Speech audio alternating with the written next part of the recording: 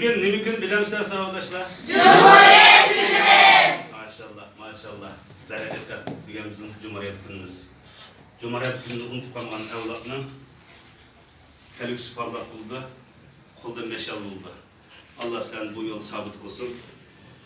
1930 yıl 11 yılının 13 güncü günü, yani bunun 86 yıl burun ve 1944 yılda 11 yıl 13 güncü günü, yani bunun 75 yıl burun Kaşgar ve Bulcu'da Şark Türkistan İslam Cumhuriyeti ve Şark Türk Cumhuriyeti iki cumhuriyetine ecdatlarımız kurgandı.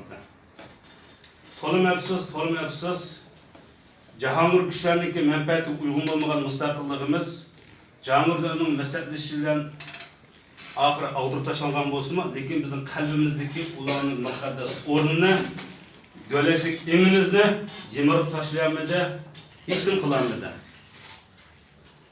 Allah kalsa, her yılı müjde bir faaliyet ötküzüşümüz arkalıp, evlatlarımızdaki, evlatlık kadar, muşu topraklarda kan döken ecdatlarımızın yad etişkilendiğinde, aman bir günü Şark Türkistan Cumhuriyetimizi kurup çıkardığımızını savadaşlarımızı ders ötürümüz. Allah kalsa, şunun layık evlatlar tırışımı ümit kılman. Gayret var mı yok mu? Var! Maşallah. Allah hem onu öz panayına sağ olsun.